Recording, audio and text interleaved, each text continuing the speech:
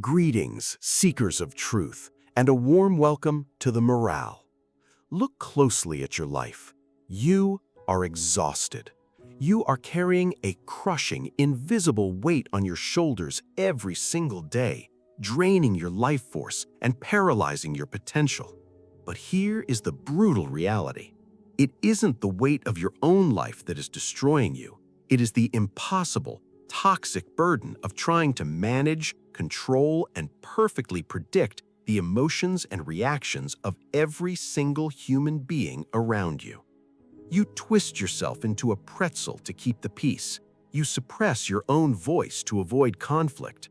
You constantly scan the room, trying to please people who are committed to misunderstanding you. And what is your ultimate reward? You are drained, invisible, and completely stripped of your own psychological power. Today, we are burning that exhausting cycle to the ground. We are diving into a psychological masterpiece that will hand you the ultimate weapon for emotional freedom, the Let Them Theory by Mel Robbins.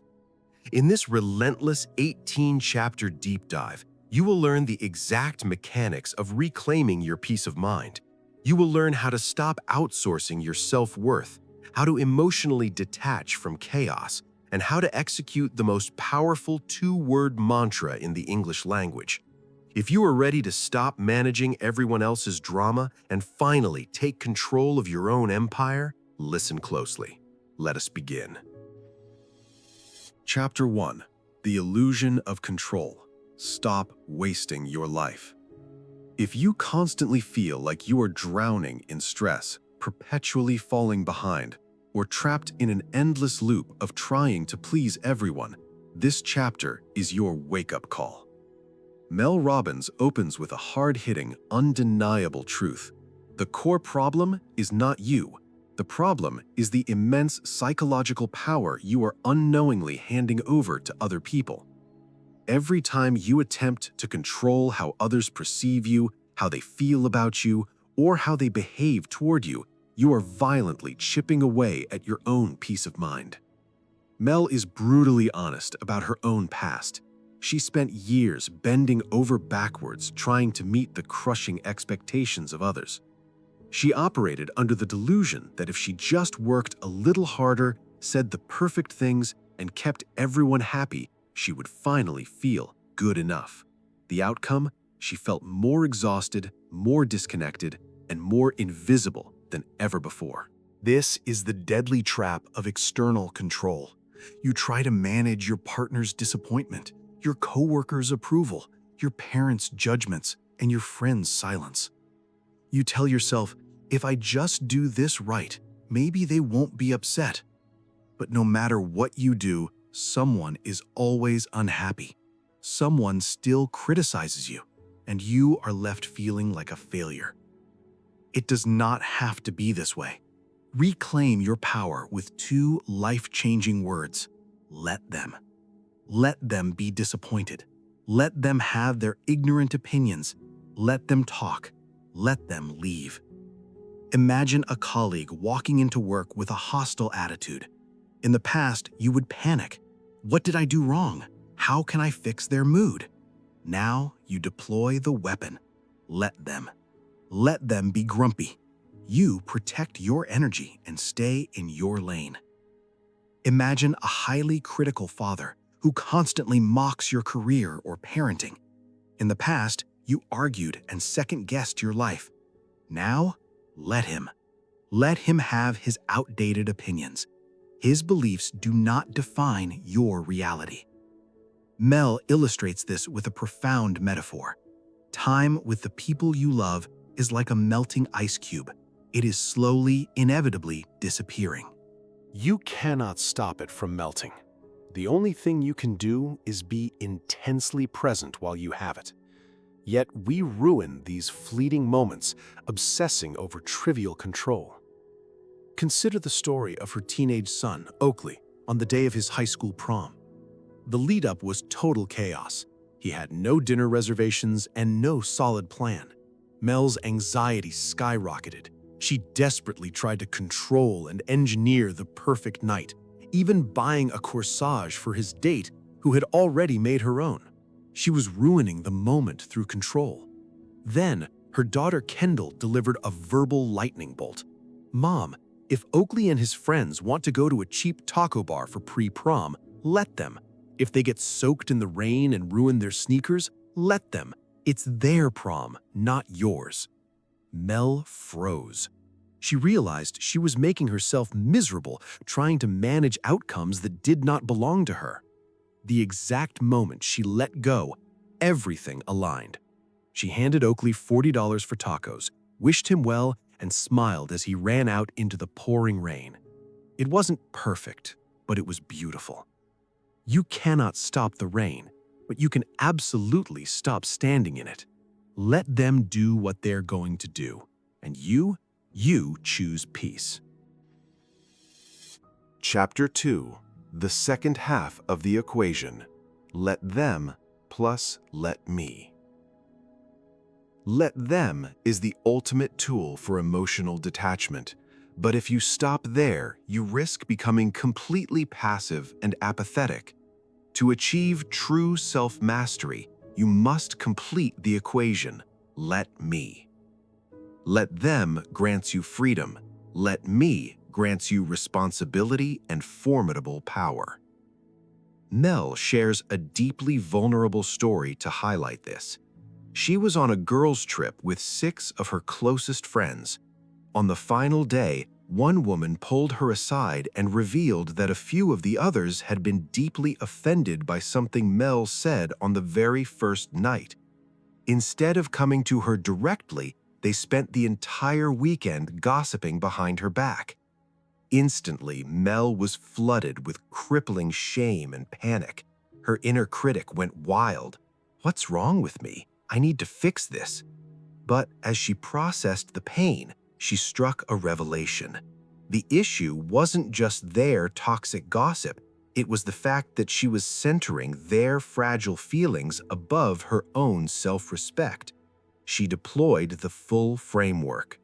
Let them talk, let them gossip, let them deeply misunderstand me, but then let me choose how to respond. Let me decide what caliber of friends I actually want in my life. Let me take responsibility for protecting my inner circle. Let them is your mental filter. It creates a space between stimulus and response. Let me is your tactical action step. Will you keep chasing people who disrespect you, or will you walk towards something vastly superior? Let them judge. Let me rise above. Let them ignore. Let me focus. Let them doubt. Let me believe. If you are excluded from a dinner party, do not spiral into victimhood. Let them gather without me. Let me decide if these are people I want to invest in. If a boss praises a coworker for your idea, do not stew in silence. Let them take the credit today. Let me use this fury as fuel to aggressively advocate for myself in the meeting next week. This shift from external anxiety to internal responsibility is what transforms victims into conquerors.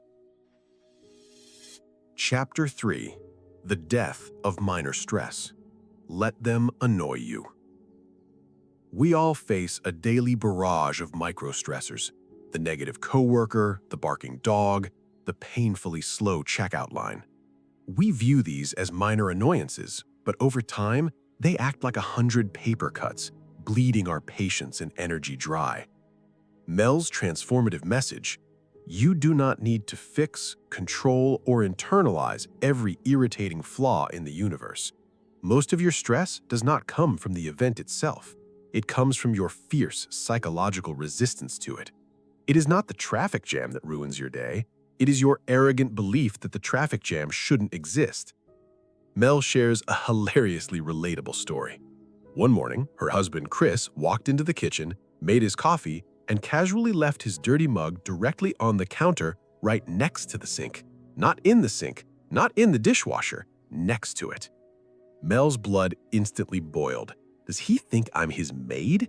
She was ready to march into his office and declare a verbal war over a piece of ceramic. But she caught herself. She took a breath and deployed the weapon. Let him. Let him be the guy who leaves his mug on the counter. It is literally just a mug. It is not a profound statement about my worth. She put it in the dishwasher and preserved her peace.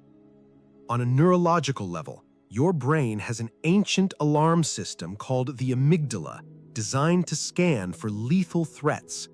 In the modern world, this primitive alarm misinterprets a dirty mug or being cut off in traffic as a life or death crisis. By saying, "Let them," you manually override the amygdala. You signal to your nervous system, "I am safe. I am in control."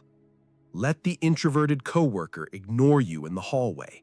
Let the group chat blow up with useless gossip at 11 p.m. while you protect your sleep on Do Not Disturb. Let the stranger chew loudly at the restaurant. Deploy the ultimate psychological shield.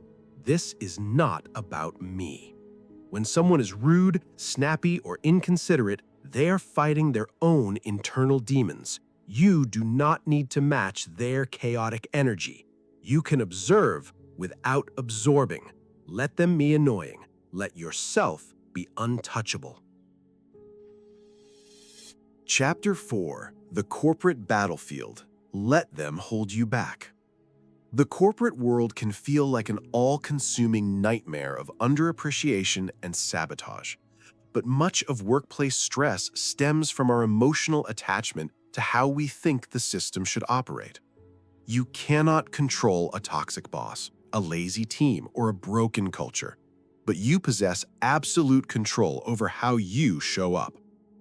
Imagine you bust your back on a massive project.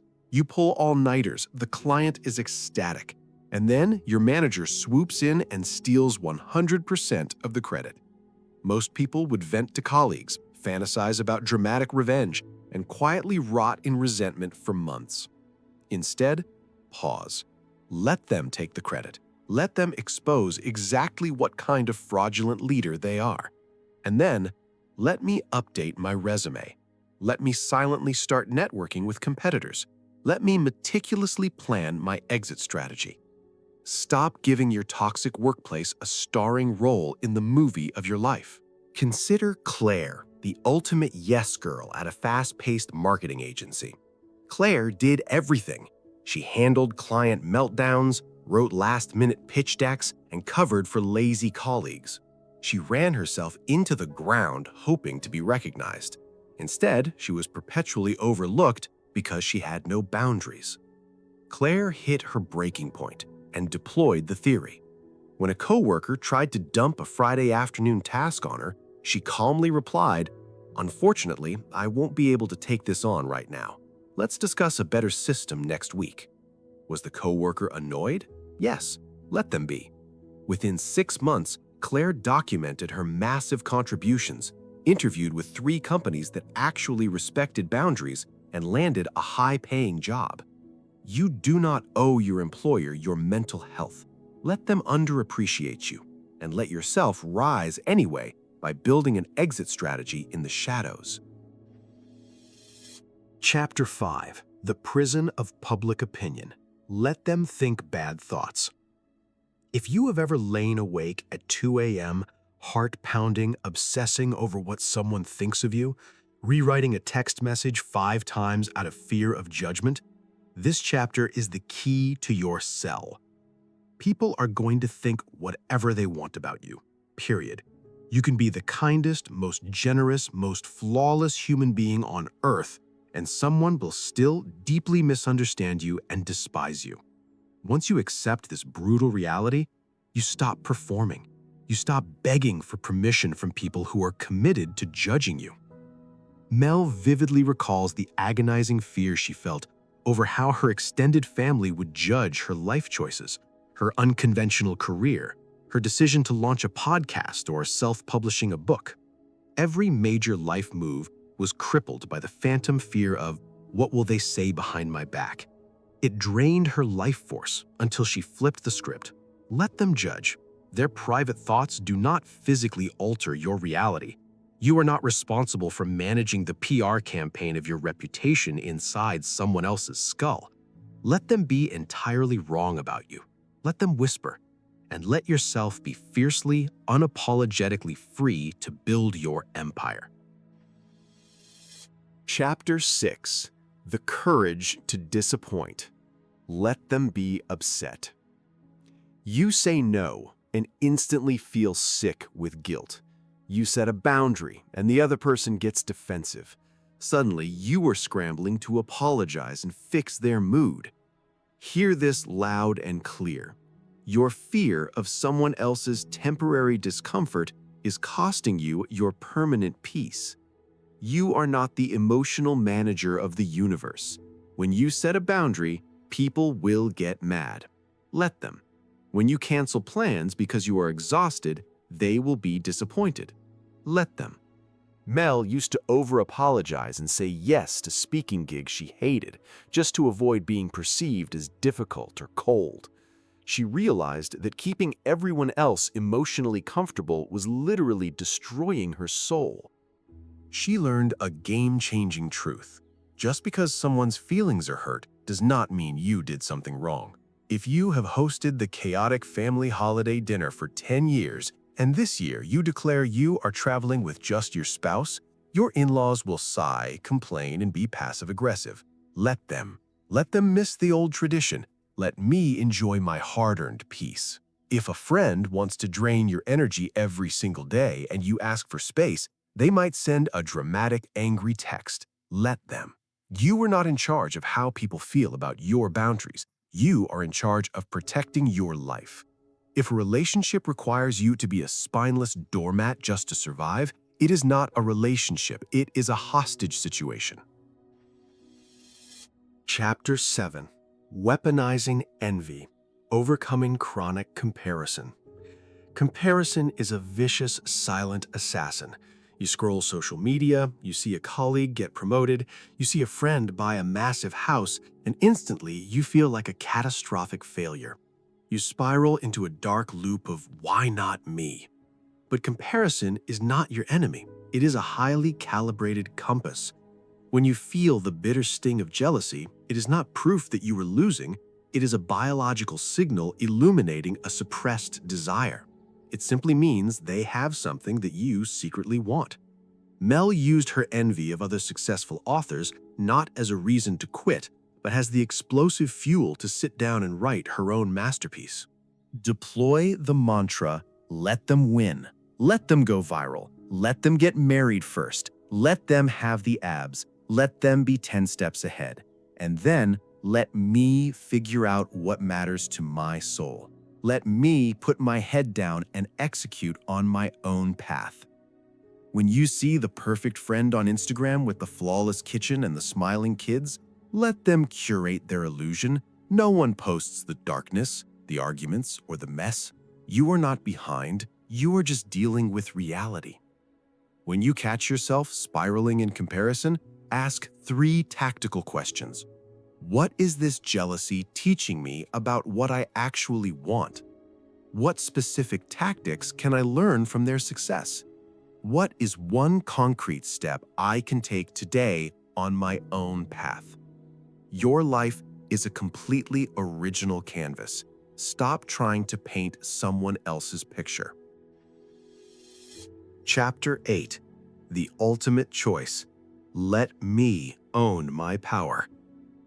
We have established distance from the chaos of others. Now we strike. The most critical words in this entire philosophy are, let me. This is about taking absolute aggressive ownership of your destiny. Mel states a revolutionary truth. You do not need anyone's permission to change your life. You only need your own. Most of humanity spends their entire existence in the waiting room, waiting for the perfect time, waiting for an investor, waiting for someone to validate their genius. But no one is coming to save you. If you want a kingdom, you must pick up a sword and carve it out yourself. Consider the aspiring entrepreneur. You have a brilliant idea for a side hustle, but you keep waiting for better equipment, more money, or universal support from your family. Let them wait for perfect conditions. Let me buy the domain name today. Let me post the first ugly video. Let me launch without permission. Consider the burned-out mother, utterly lost in serving everyone else. Let them expect dinner on the table. Let me take a class. Let me remember who I used to be before I gave myself away. Consider the professional suffocating in a dead-end job. Let them run their toxic company into the ground. Let me aggressively update my resume tonight. Let me secure a coffee chat with a competitor. Failure is not the tragedy. Stagnation is. For the next 7 days, anytime you feel paralyzed by fear or the judgment of others, declare out loud, "Let me handle this. Let me decide. Let me show up imperfectly. Let me own my power." Chapter 9. The Architecture of Boundaries. Adult Relationships. Boundaries are not massive, aggressive walls designed to keep people out. Boundaries are structurally sound bridges that teach people how to cross over and interact with the best version of you. The vast majority of stress in your adult relationships is not caused by what toxic people do, it is caused by what you silently allow. You keep the peace at the catastrophic expense of your own peace. A boundary is simply a clear communication of your limits. This is what I need, this is what I will not tolerate, and this is exactly what I will do if that line is crossed. The draining friend. They call just to dump their emotional garbage on you. Let them complain, but let me say, "I love you, but I only have 10 minutes right now, and let me hang up the phone when my energy is tapped." The always calling parent. They call during your work hours and guilt trip you when you don't answer. Let her play the victim, but let me silence my phone and dictate the pace of my own availability. The unhelpful partner. You do 90% of the chores while they sit on the couch. You nag and resent them. Let them be lazy on the couch, but let me completely stop doing their laundry and picking up their slack. When people push back and get angry about your new boundaries, do not panic. Their anger is empirical proof that the boundary was desperately necessary. They were profiting off your lack of boundaries, and now their free ride is over. Your job is not to make them comfortable with the rule.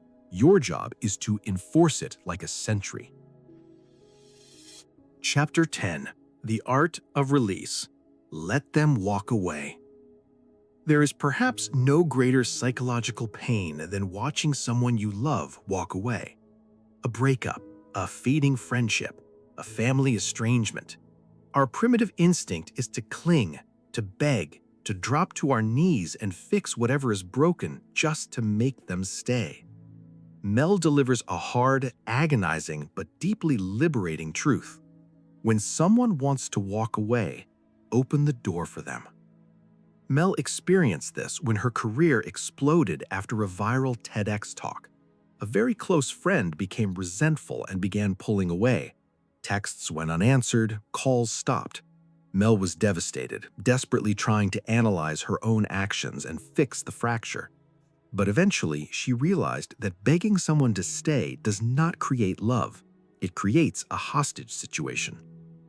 Trying to convince someone to choose you is a brutal disservice to your own soul.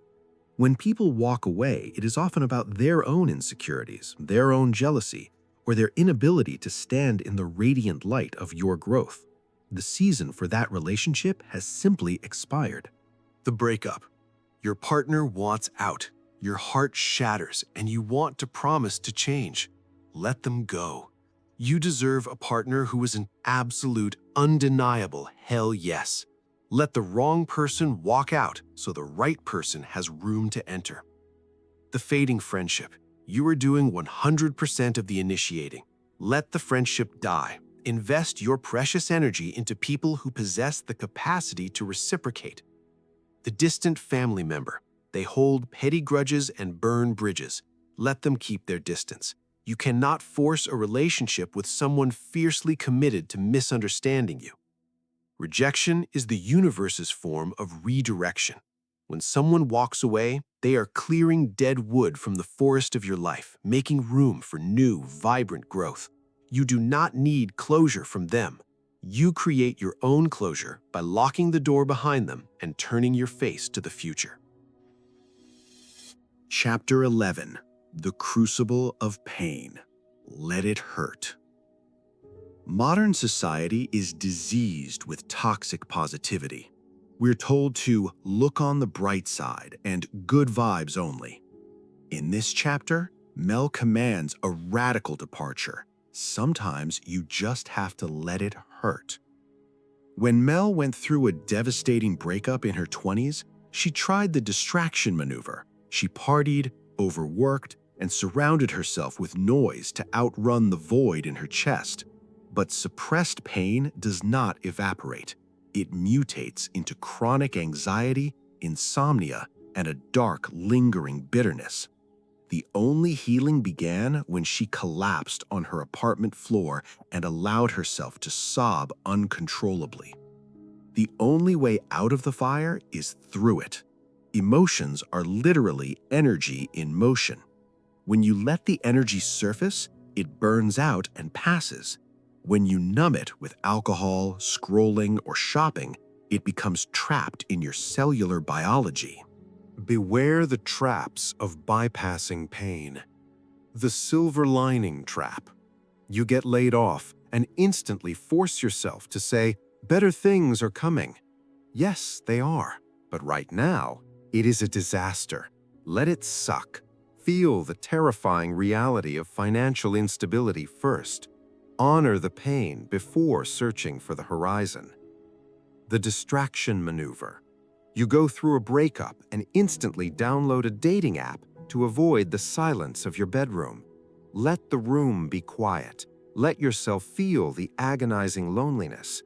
Distraction is a coward's delay tactic. Comparative suffering. You tell yourself you shouldn't be depressed because people in the world have it worse. Let your pain be valid. Just because someone has a broken spine doesn't mean your shattered ankle doesn't hurt. Sitting in your own pain without reaching for a narcotic distraction is the ultimate act of psychological dominance. Let the pain break you open, extract the brutal lesson, and then let it heal.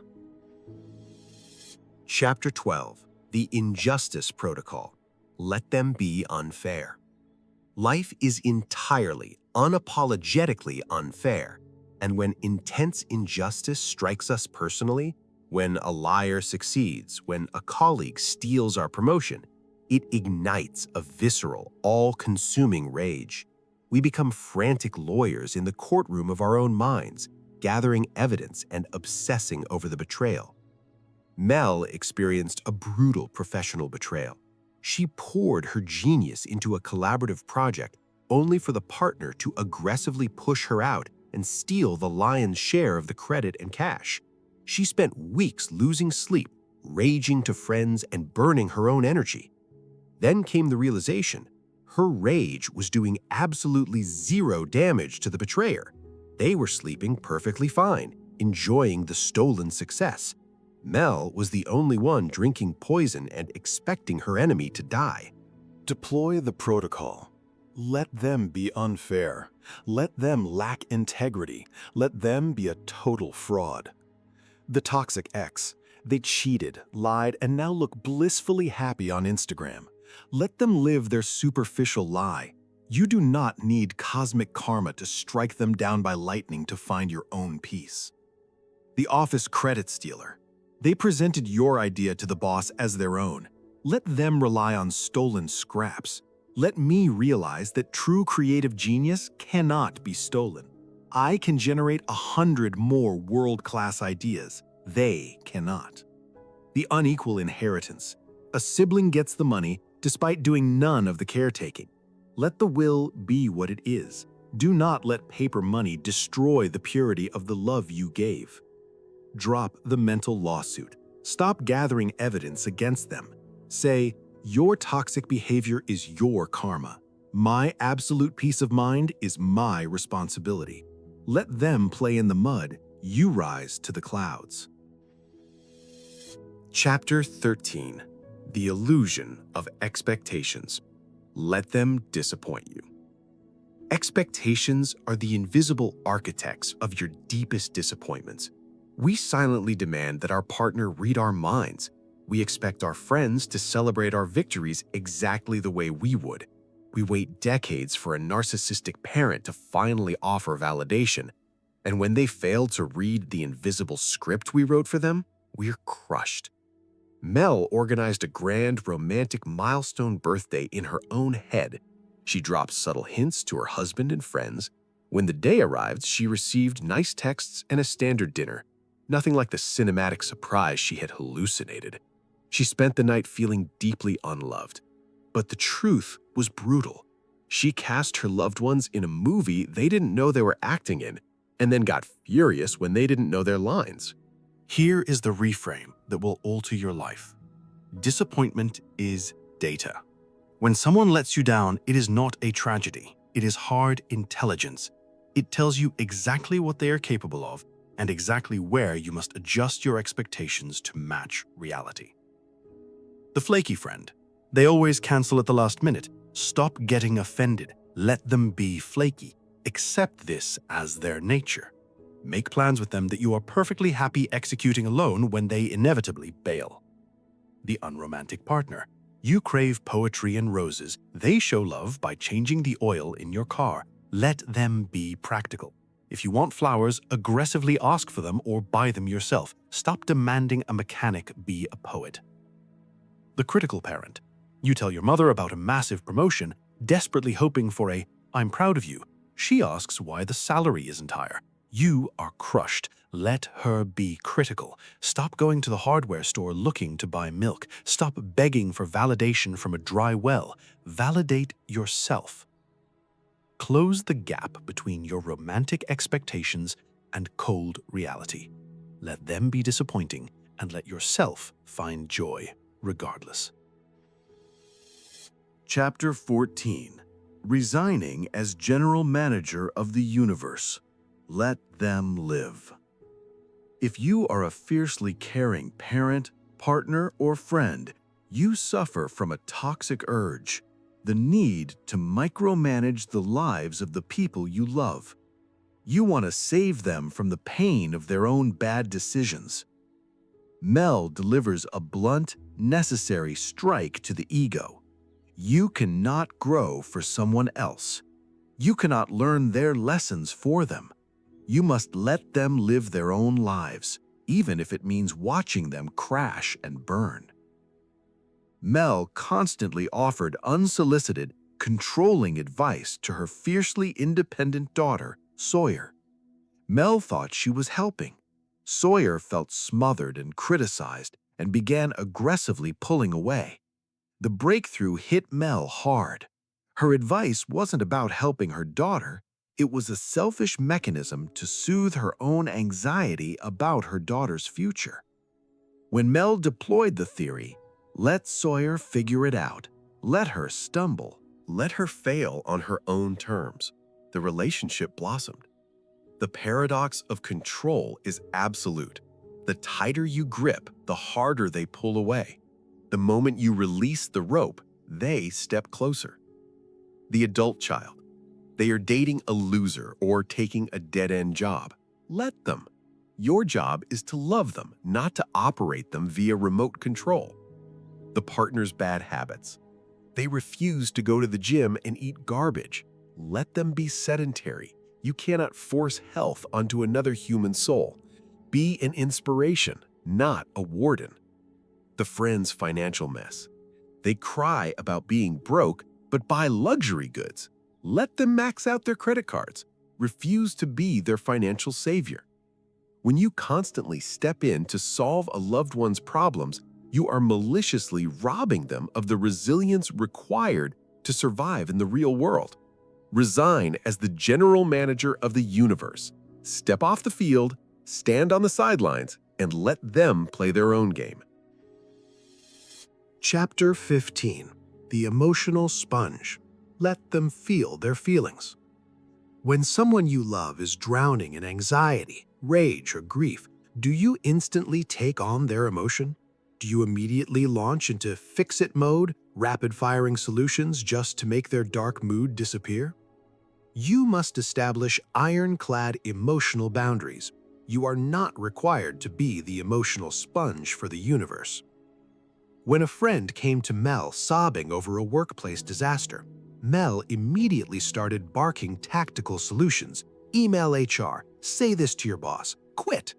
The exhausted friend looked at her and said, Mel, I don't need you to fix it, I just need you to listen. Mel realized her frantic problem-solving was just a selfish way to eradicate her own discomfort with her friend's pain. But emotions are not equations to be solved, they are experiences to be felt. The anxious partner paced the room, venting about a horrific day. Let them be anxious. Say, that sounds brutal, I'm here, and hold your ground. Do not catch their anxiety like a virus. The disappointed child, they failed to make the sports team. Do not rush to buy them ice cream and trash talk the coach. Let them cry. Sitting with them in the darkness teaches them the ultimate lesson. Pain is survivable.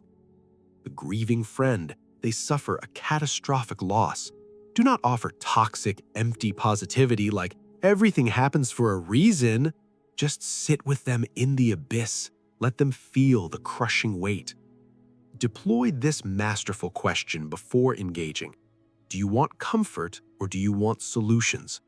It shifts the agency back to them and relieves you of the exhausting burden of playing the savior. You do not need to stop the rain. You just need to hand them an umbrella. Chapter 16. Dropping the rope. Someone else's problem. Some individuals are literal chaos engines. They bounce from self-inflicted crisis to self-inflicted crisis, burning bridges and constantly demanding to be rescued. If you have a big heart, you have inevitably been dragged into their blast radius. Here is the concept that will save your sanity. Let them be someone else's problem. Mel had a friend trapped in a cyclical, highly toxic romantic relationship. They would break up, the friend would cry to Mel for hours, Mel would validate her and help her pack, and a week later the friend would run right back to the abuser. Mel was burning out over a drama she wasn't even participating in. She finally dropped the rope. Let her go back to the toxic partner. Let her deal with the fallout. Mel drew a hard line. I love you, but I can no longer be the dumping ground for a crisis you absolutely refuse to resolve. The toxic workplace martyr, the coworker who perpetually complains about being overwhelmed but refuses to delegate. Let them be a martyr. Put on your noise-canceling headphones and let the boss handle it. The drama-fueled relative, the uncle who picks fights at every holiday dinner. Let him cause a scene. Walk out of the room. Let his drama exist in a vacuum. If you engage in a tug-of-war with someone's manufactured chaos, the only way to win is to literally drop the rope. They can keep pulling, but you are no longer in the mud. Not your circus, not your monkeys. Let your life become ruthlessly drama-free. Chapter 17. The Arena of Criticism. Let them judge you.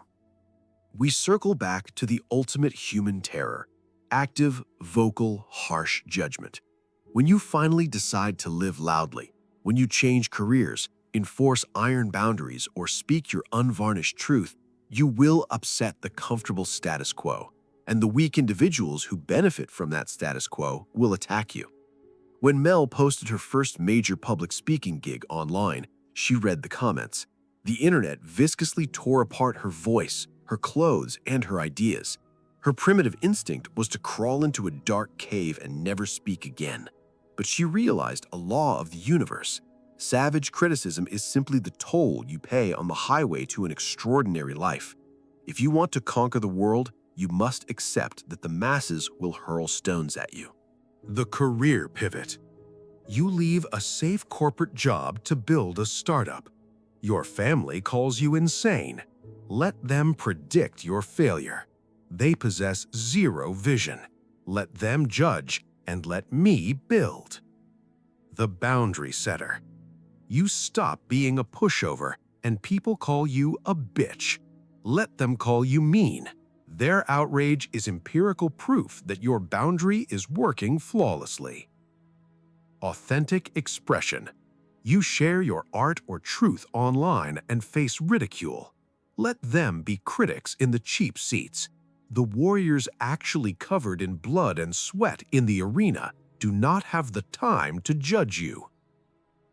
People only judge what deeply threatens them or what they secretly desire but are too cowardly to pursue.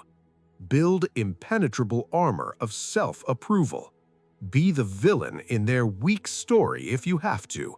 Let them judge you while you become wildly, untouchably free. Chapter 18. The Final Freedom. Let me live my life. We have reached the absolute summit of the let them theory. You have released your grip on the universe. You have let people be who they are. Let them walk away. Let them be furious, and let them judge your ascent. The chaotic noise has been silenced. The battlefield is clear. The only remaining declaration is, let me live my life. Mel stood in her busy, noisy kitchen after months of mastering this philosophy. Externally, there were still massive problems to solve and chaos surrounding her. But internally, she felt a chilling, unprecedented stillness. She was no longer at war with reality. She was no longer fighting the ghosts of other people's opinions. She had seized total, absolute agency over her existence. When you stop bleeding your precious energy to manage the thoughts and actions of others, you unlock a massive, terrifying reservoir of power. What will you build with it? Let me live my life means you stop waiting for Friday at 5 p.m., for summer vacation, or for retirement to finally feel joy. Shift 1. Reaction to creation. You stop violently reacting to every text and inconvenience, and you channel that reclaimed energy into building your empire. Shift 2. Expectation to appreciation. You stop demanding that flawed humans act like perfect movie characters, and you appreciate reality as it is. Shift 3. Their business to my business. You stay ruthlessly in your own lane, tending to your own garden while the world burns itself out. Imagine walking through your day wearing this psychological armor. Someone cuts you off in traffic? Let them. A client is rude? Let them. A plan shatters? Let it. You remain the untouchable, centered architect of your own emotional state. So, the let them theory is not an act of surrender. It is the ultimate act of supreme power. It is an act of love for others, allowing them the dignity to walk their own flawed path. And it is an act of fierce, unapologetic love for yourself, constructing an iron fortress around your peace of mind. Let the world be exactly what it is, and let yourself live fully, boldly, and completely free. Thank you for joining us on this relentless journey through the psychology of control. If this masterclass on the let them theory shattered your chains today, please hit the like button violently and share this video with someone who desperately needs to reclaim their peace. Subscribe to The Morale to continue arming yourself with the absolute truth. We want to hear from the architects in our community. What is the one thing you are finally going to let them do today? Drop it in the comments below. Until next time, guard your energy, own your power, and stay with the morale. Thank you.